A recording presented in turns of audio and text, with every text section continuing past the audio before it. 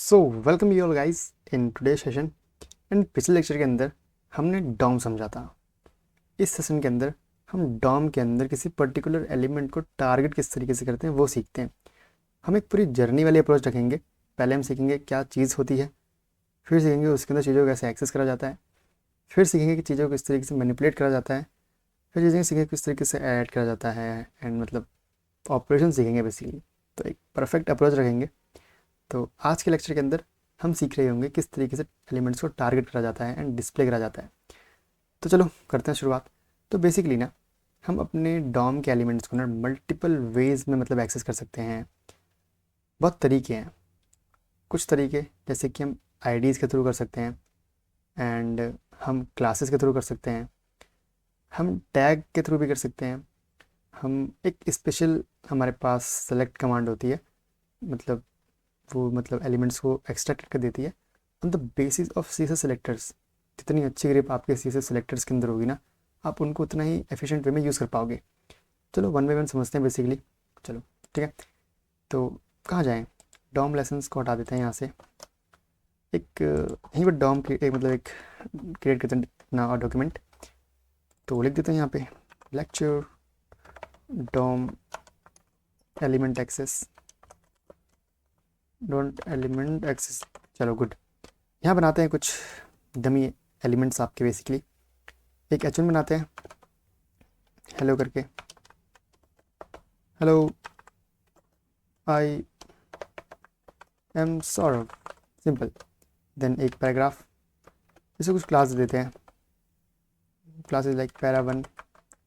इसे कुछ आईडी दे देते हैं लाइक हेडिंग एंड पैरा में लिख देते हैं कुछ लॉरम 3 वर्ड्स। एंड एक क्या बनाए बताओ, एक अनऑर्डर्ड लिस्ट बनाते हैं जिसके अंदर लिस्ट आइटम रख देते हैं कुछ 3 आपके बेसिकली, एंड एक और लिस्ट आइटम 2 एंड 1। चलो इसको भी दे देते हैं आईडी दे क्लास दे, बताओ क्या दे। एक क्लास दे देते हैं सिंपल सी लाइक अनऑर्डर्ड लिस्ट।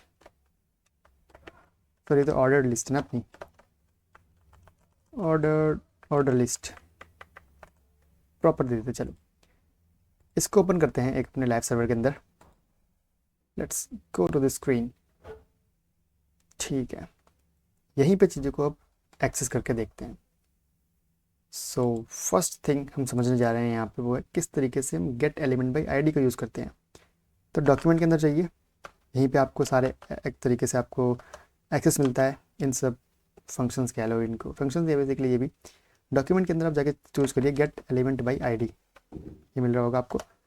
तो थोड़ा इस चीज़ का ध्यान रखना, कैमल केस जो मेथड होता है उसका, कि फर्स्ट वर्ड आपका हमेशा स्मॉल में होगा, देन सेकंड वर्ड का फर्स्ट लेटर कैप्स देन सब स्मॉल। तो थोड़ा दिमाग लगाना, जैसे गेट एलिमेंट बाई आईडी है तो कितनी ऑब्वियस बात है कि गेट तो छोटा ही रहेगा, एलिमेंट का ई बड़ा होगा, बाई का बी बड़ा होगा, आईडी का आई बड़ा होगा। तो इस में आपको यूज़ करना चीज़ों को, क्योंकि आप काफ़ी कन्फ्यूज़न ना वहीं पे होती है एक्चुअली कि कैसे लिखना है एक्चुअली में उस चीज़ को। तो ठीक है, ये हटाते हैं यहाँ से। तो डबल कोट्स के अंदर अब आपने आईडी लिखा है तो आपको मेंशन नहीं करना कुछ, मतलब ऐसे जैसे आप सीएस में लिखते थे ना आईडी के लिए, ये क्लास के लिए। तो गेट एलिमेंट बाई आईडी है तो ऑब्वियसली बात है वो खुद लगा देगा इस चीज़ को। अब आईडी मैंने कहीं पे दी थी बताओ, मैंने हेडिंग को आईडी दी थी कुछ इस तरीके से हेडिंग। तो ठीक है, देखते करके क्या आता है। देखो हमारे को वो एलिमेंट मिल गया पूरा का पूरा, है ना। यही एलिमेंट तो हमने यहाँ पे लिखा था हेडिंग के लिए। तो इस तरीके से आप क्या यूज़ कर सकते हो अपने गेट एलिमेंट बाई आईडी को। अब आप चाहो तो इस पूरे के पूरे एलिमेंट को एक वेरिएबल में स्टोर करवा सकते हो। जैसे कि मैंने आपको कहा था कि जो जावास्क्रिप्ट के वेरिएबल है वो बहुत मतलब पावरफुल है। माई हेड लिख देते हैं, माई h1 सिंपल। इसके अंदर मैं स्टोर करवा लेता हूँ अपने पूरे डॉक्यूमेंट। अपने को करना होता है यहाँ पे टैब हमेशा। आ गया अपना ये ऊपर का document dot gate element by ID. Gate element by ID, यहाँ लिख देते हैं अपनी ID that is your heading ऐसे। ये अब मैं अगर माई h1 करूँ तो कितना ऑब्वियस है कि मुझे मेरी हेडिंग टैग का जो एलिमेंट वो मिल जाएगा। अब मैं यहाँ पे कुछ चीज़ चेक कर सकता हूँ, जैसे अगर मैं डॉट आईडी करके देखूँ क्या मिलता है मुझे। तो देखो इसने मेरी आईडी बता दी, हेडिंग। ऐसी अगर मैं क्लास देखना चाहूँ देखते क्या मिलता है, एंड कुछ भी नहीं मिला।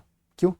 बिकॉज एक बात आप समझिए यहाँ पे कि आप हमेशा अपने जावास्क्रिप्ट के अंदर या फिर अपनी सीएसएस के अंदर क्लास को क्लास की तरीके से यूज़ करते हो, like CLASS, but behind the scene ना वो हमेशा किस तरह में स्टोर होती है, क्लास नेम के तरीके से स्टोर होती है। एंड अभी इसके अंदर कुछ क्लास है नहीं, तो हमको इसलिए कुछ भी नहीं मिल रहा।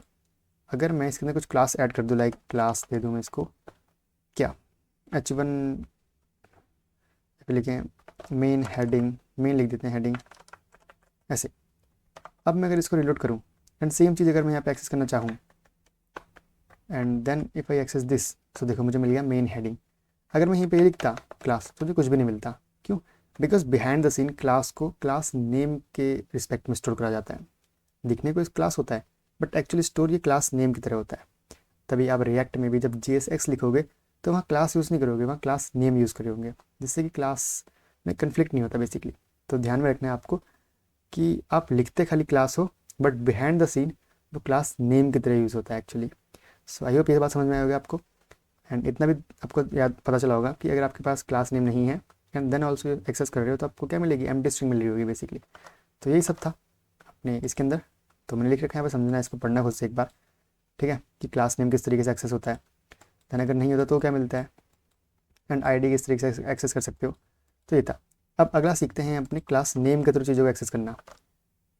काफ़ी ईजी है, जैसे हमने गेट एलिमेंट बाई आईडी करा था वो भी कर सकते हैं। अगर मैं डॉक्यूमेंट को एक्सेस करूँ यहाँ पर document dot gate element by class name, तो गेट एलिमेंट नहीं है यहाँ पे, गेट एलिमेंट्स है। क्यों? ये फ़र्क बता सकता है मेरे को? कमेंट में करके बताओ। तो यहाँ पे एलिमेंट है, यहाँ पे एलिमेंट्स है, इसलिए क्योंकि एलिमेंट बाई आईडी के अंदर हम आईडी देते हैं एंड आईडी पूरे के पूरे डॉक्यूमेंट में अंदर यूनिक होती है।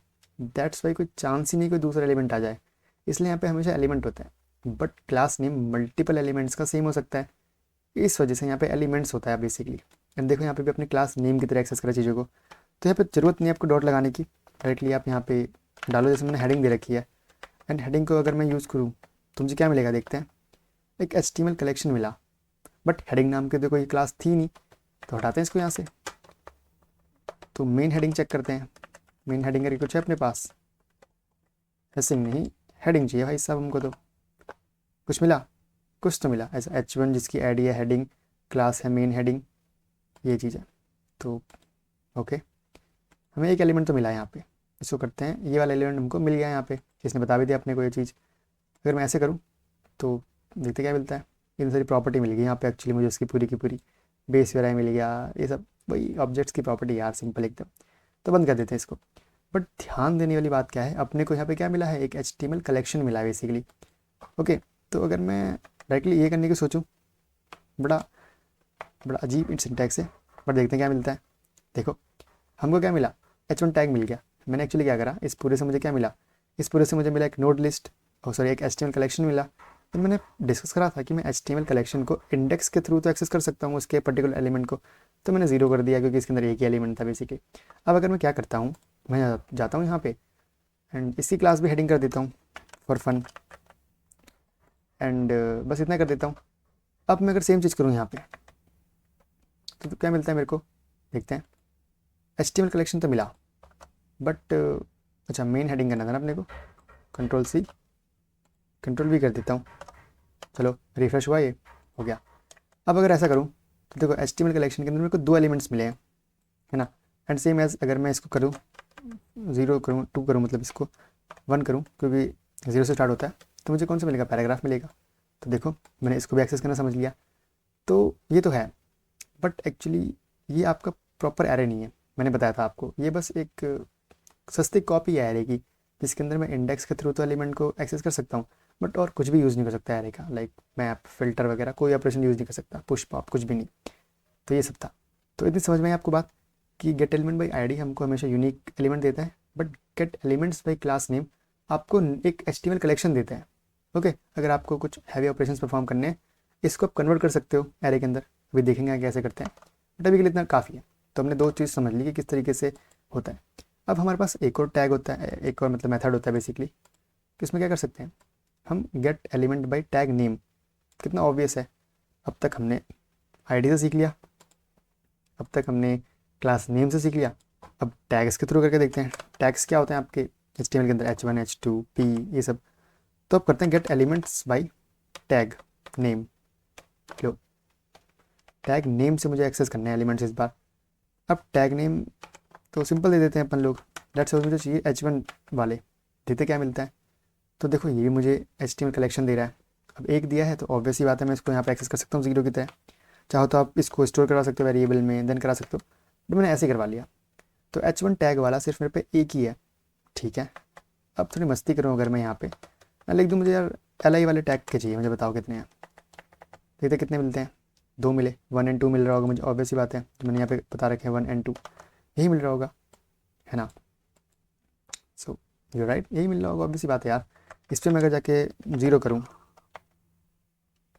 ऐसे, कहाँ गया ये रहा, हाँ। तो देखो 1 मिल रहा होगा यहाँ पे अपने को, 1 है ना। तो ईजी है। तो ये भी समझ लिया कि भाई गेट एलिमेंट बाई आईडी किस तरीके से काम करता है, gate element by elements by class name किस तरीके से काम करते हैं, gate elements by tag name क्या करते हैं। Class name and tag name आपको बेसिकली एक HTML कलेक्शन रिटर्न करते हैं, और आईडी वाला तो आपको एक यूनिक देता है, तो वो सिंपल एलिमेंट दे देता है रिटर्न में। ठीक है भाई, यह भी समझ में आई। अब अगला देखते हैं कौन सा है। अब आगे जो आप समझने वाले हो ना, ये आप most of the time use करने वाले होंगे, बिकॉज ये ना आपको एक अलग लेवल ऑफ मतलब यूनिकनेस देता है चीज़ों को आइडेंटिफाई करने की। ये होता है आपका query selector. Yup, query selector method आप most of the time use कर रहे होंगे। अब तो जितने काम आपने करे ना वो सब आप यहाँ पे यूज़ कर सकते हो सिंपल क्वेरी सेलेक्टर के थ्रू। जाओ यहाँ पे सिंपल लिखो डॉक्यूमेंट डॉट क्वेरी सेलेक्टर। अब ना देखो दो हैं, एक क्वेरी सेलेक्टर है, एक क्वेरी सेलेक्टर ऑल है। क्वेरी सेलेक्टर क्या करता है, आपको हर चीज़ की फर्स्ट अकरेंस दे देगा। हमने देखा ना इंडेक्स ऑफ में फर्स्ट अकरेंस भी होती है, मतलब अगर मल्टीपल एलिमेंट है तो उसकी बस फर्स्ट अकरेंस देते हैं। सेम एज क्वेरी सेलेक्टर भी करता है। अगर आपके पास जो आपने सेलेक्टर दिया है, जैसे मुझे चाहिए कि आईडी के बेस पे सेलेक्ट करें, तो मैं हैशटैग क्या लिख सकता हूँ, हैशटैग हेडिंग कर सकता हूँ, तो मुझे इसके बेस पे चीज़ें दे देगा। अगर मुझे क्लास चाहिए तो मैं क्या कर सकता हूँ, डॉट मेन हेडिंग भी कर सकता हूँ, तो मुझे क्लास के बेस पे मिल जाएंगे एलिमेंट। देखो मिल भी रहे नीचे। अगर मैं चाहूँ कि मुझे बस H1 चाहिए वो दे दो, तो मुझे वो भी दे सकता है। तो देख रहे हो, मैंने टैग नेम भी यूज़ कर लिया, मैंने हेडिंग मतलब जो आईडी है वो भी यूज़ कर ली, मैंने क्लास नेम भी यूज़ कर लिया, वो भी एक सेलेक्टर के अंदर। यही इसकी बड़ी खासियत है। यहाँ चाहो तो आप ऐसे भी यूज़ कर सकते हो, लाइक इनपुट। हमने देखा था ना इनपुट के अंदर अगर टाइप मुझे चाहिए कैसा, ईमेल वाला या फिर पहले पासवर्ड वाला। तो देखो जितने भी आपने CSS के सिलेक्टर समझे थे ना, आप उन सब का यूज़ कर सकते हो यहाँ पे एकदम एफिशिएंटली, एंड आपको चीज़ें मिल भी रही होंगी एक्चुअली। अभी कुछ है नहीं तो नहीं मिलेगा, बट अगर मैं नीचे जाऊँ यहीं पे फटाफट एक बार, ओके ये इतनी कॉपीज़ क्रिएट हो गई, हटाते हैं फटाफट इसको, एंड मैं यहाँ पे जाऊँ एंड बोलूँ कि चलो यार आप एक इनपुट बनो। कैसा बनो आप, इनपुट बनो पासवर्ड टाइप का। पासवर्ड कहाँ गया इसके अंदर, ये नेम रख लो, आईडी रख लो, क्यों बताऊँ, जस्ट फॉर फन यार। जाते हैं सेम चीज़ करते हैं एक बार। देखो मिल गया ना हमको एलिमेंट। तो काफ़ी पावरफुल है आपका क्वेरी सेलेक्टर एक तरीके से देखा जाए तो।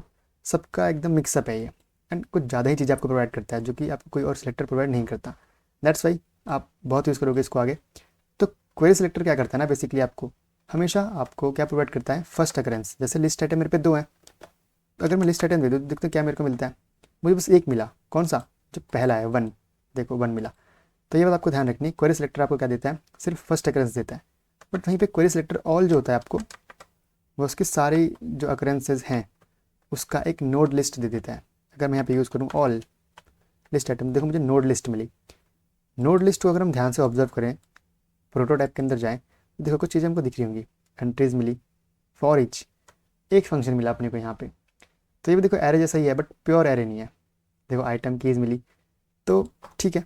मतलब अगर मैं इसमें ऐसे करके देखूँ कुछ हो पाता है यहाँ पे, लेट्स सी। देखो फर्स्ट मिल गया, तो ठीक है। इसकी एक्सेस तो मेरे को यहाँ पे भी है, इसका मतलब इंडेक्स वाली एक्सेस। तो थोड़ी थोड़ी एरे जैसी तो है, बट प्योर एरे नहीं है। बट फॉर ईच मेरे को मिला यहाँ पे एक्चुअली, तो बड़ी मस्त चीज़ है। अगर मैं जाऊँ यहाँ पे एंड बोलूँ कि लाइक डॉट फॉर ईच करूँ, एंड मुझे पता है भाई क्या मिल रहा होगा यहाँ पे, मेरे को एक कॉल बैक फंक्शन लगाना होगा बेसिकली। एंड मुझे ऐसे कॉल बैक लगा लेते हैं ऐसे एरो फंक्शन के रूप में भी बेसिकली। तो ऐसा कर देते हैं, इनसे कर देते हैं बंद। अब शिफ्ट एंटर दबाना, एंटर दबाओगे तो एग्जीक्यूट हो जाएगी कमांड, शिफ्ट एंटर दबाना। अब मुझे यहाँ पे क्या मिल रहा होगा, आइटम लिख लेते हैं बस, आइटम नीचे जाते हैं। अब कॉन्सोल कर लेते हैं अपने उसी आइटम को, console dot log item. Okay क्या ही लिख दिया मैंने इतना खतरनाक से यार, गुड। अब अगर मैं इसको एग्जीक्यूट कर रहा हूँ देखो क्या मिलता है, मेरे को दोनों आइटम मिल गए। वाह भाई ये तो बड़ी मस्त चीज़ है। तो फॉर ईच फंक्शन तो अपने पास यहाँ पे एक्सेस है, तो कुछ काम तो मैं कर सकता हूँ लूप लगा के यहाँ पे। और एक्सेस चाहिए, इसको एरे में कन्वर्ट कर लो, ठीक है। तो एक बेसिक से मैंने इंट्रोडक्शन दिया आपको यहाँ पे क्वेरी सेलेक्टर ऑल का भी, कि क्वेरी सेलेक्टर हमेशा आपको फर्स्ट एक्रेंस देता है। यहीं पे क्वेरी सेलेक्टर ऑल आपको एक नोड लिस्ट दे देते हैं उन सारी एक्रेंसेस की। तो इतने ही तरीके के आपके पास क्या होते हैं, सेलेक्टर्स होते हैं बेसिकली आपकी जावास्क्रिप्ट के अंदर। ओके, आपने सारे तरीके के सीख लिए।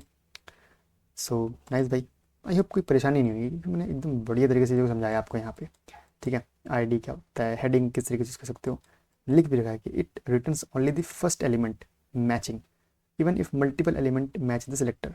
सही बात है, मैंने देखा था कि लिस्ट आइटम टैग नेम वाले 2 एलिमेंट्स थे, बस इसने मुझे बस फर्स्ट दिया, क्यों, बिकॉज ये फर्स्ट अकरेंस देता है सिर्फ।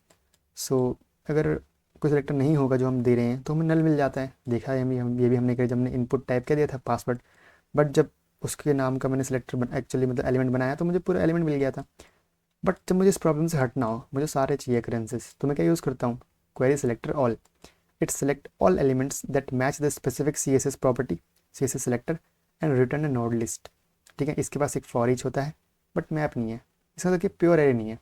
तो अगर मुझे चेंज करना है वैल्यू प्रॉपर्टी स्टाइल को ऑफ एन एलिमेंट, हमें इंडेक्स यूज़ करनी है। इंडेक्स का फीचर आपके HTML कलेक्शन के पास भी था एंड नोड लिस्ट के पास भी, यानी एरे पे तो होता ही होता है।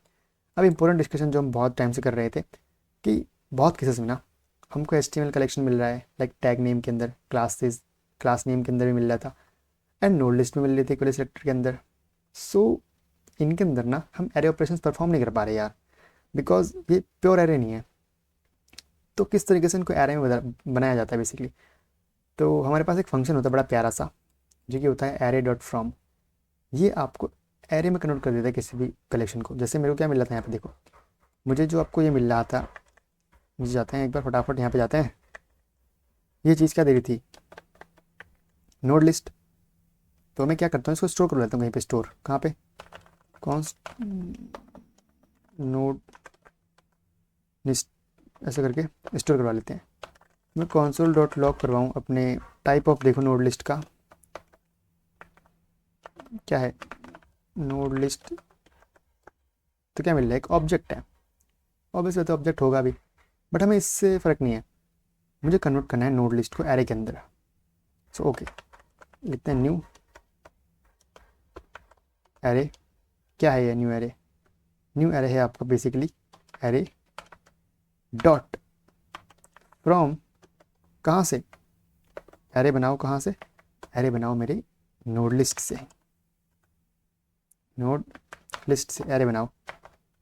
ठीक है, अब मैं अगर कॉन्सोल डॉट लॉग करवाऊँ अपने न्यू एरे को,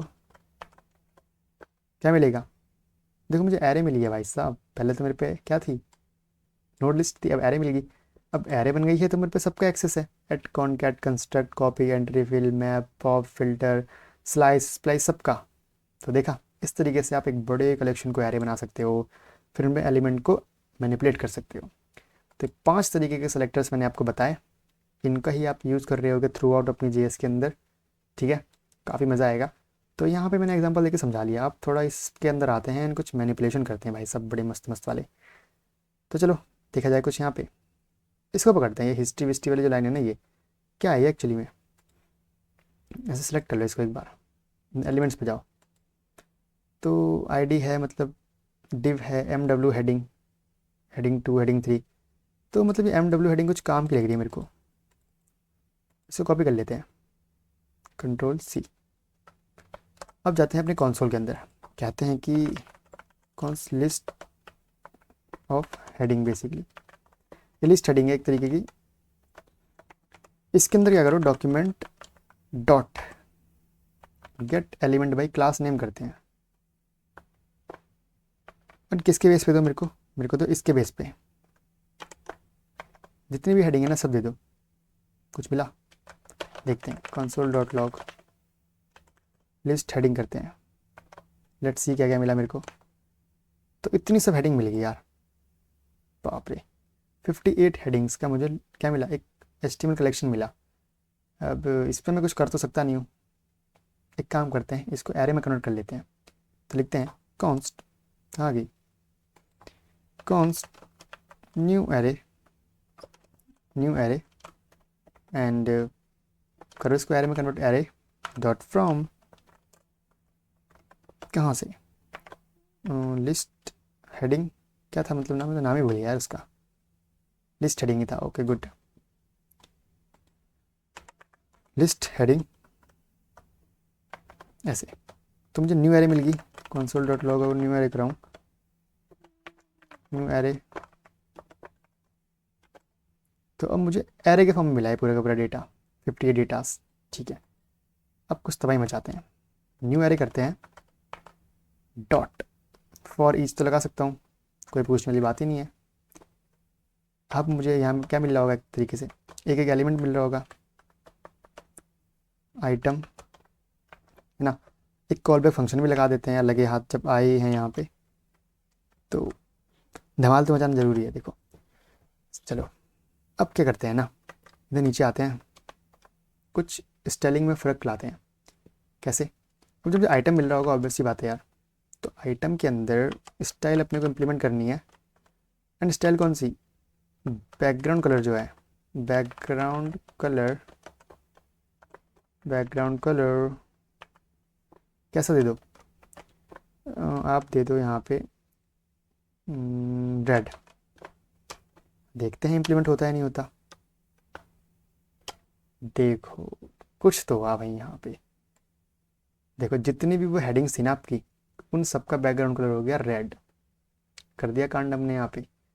यही होता है भाई मैनिपुलेशन जावास्क्रिप्ट के अंदर। अभी तो बड़े छोटे लेवल पे कर रहे हैं, मैं चाहूँ तो यहाँ जा सकता हूँ, कह सकता हूँ कि भाई और काम करो, बैकग्राउंड कलर तो है ही साथ में, क्या करो कि जो पैडिंग है आइटम की, आइटम डॉट स्टाइल, अभी सीखेंगे इसके बारे में, बस आप देखो अभी बस क्या क्या कर सकते हैं करिश्मे हम इसके साथ। पैडिंग जो है, क्या करो, पैडिंग को कर दो आप 13 पिक्सल्स, 14 पिक्सल्स कर दो लो। और जो आइटम है उसमें स्टाइल लगाओ,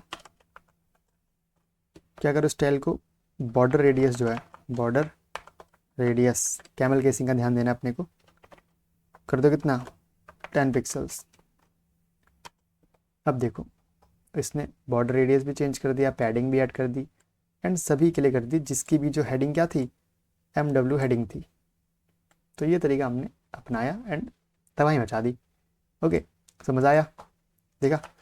अब ऐसे ही अगर मैं चाहूँ तो मैं क्या कर सकता हूँ, बताओ कुछ टास्क कमेंट में। मेरा मन कर रहा है कि ना एक बार रिलोड करो, ऑब्वियस सी बात है रिलोड के चेंजेस हट जाएंगे, बट मेरा मन कर रहा है ना जितने भी ये तुम्हारे पास लिंक्स हैं ना यार, जितने भी ए टैग हैं, इन सब का कलर ना चेंज करके मैं ग्रीन कर दूँ, या फिर क्या कर दूँ, ब्लैक कर दूँ। करें, चलो करते हैं। अब कॉन्स्ट लिंक्स नाम रखते हैं and document dot query selector use करते हैं, क्वेरी सेलेक्टर ऑल, क्या ऑल, जिसका भी टैग नेम ए से स्टार्ट होता है उन सबको सेलेक्ट कर लो। आई थिंक कर लिया इसने, देखो मिल गया। हाँ, अब लिंक्स मुझे पता है क्या है, नोड लिस्ट है, तो कन्वर्ट करने की ज़रूरत नहीं है मुझे एरे में, मैं इसके अंदर फॉर ईच यूज़ कर सकता हूँ। यहाँ पे फॉर ईच करते हैं, चलो फिर अब फंक्शन लिख देते हैं एक बार यहाँ पे, मतलब एरो भी लगा सकते हो, फंक्शन यूज़ करने का मन कर रहा है मेरा बस यहाँ पे। तो आइटम करो and just use that thing. चलो ठीक है, इतना हो गया। मैं चाहता हूँ कि जो मेरे पे आइटम आया है ना, आइटम डॉट कलर, सॉरी पहले स्टाइल डॉट कलर, क्या कर दो, कलर आप कर दो बेज कलर कर दो लो, BEIGE। देखा, उन सबका कलर चेंज हो चुका है, वो ब्लू नहीं रहे अब।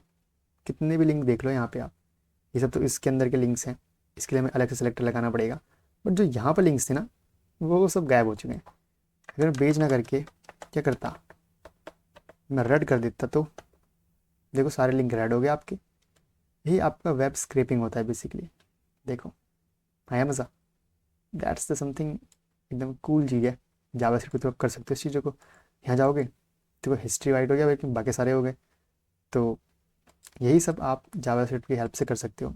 अब आई होप आपको इंटरेस्ट जग रहा होगा जावास्क्रिप्ट के अंदर। ठीक है, तो ये सब था आज के लेक्चर में। काफ़ी फन करा हमने। एंड अगले लेक्चर के अंदर हम सीख रहे होंगे किस तरीके से डॉम के एलिमेंट्स को मैनिपुलेट करते हैं। तो सीख तो यहाँ पे भी लिया थोड़ा थोड़ा। ठीक है, अगर हमने एक्चुअली में एलिमेंट उठाए, उनको मैनिपुलेट कर दिया, किसी का स्टाइल बदल दिया, किसी के अंदर पैडिंग डाल दी, ये सब। बट अगले लेक्चर के अंदर थोड़ा और देख रहे होंगे। सो आज के लिए इतना ही। आई होप आपको मज़ा आया होगा। मिलते हैं नेक्स्ट लेक्चर के अंदर। बाय गाइस, पढ़ते रहना।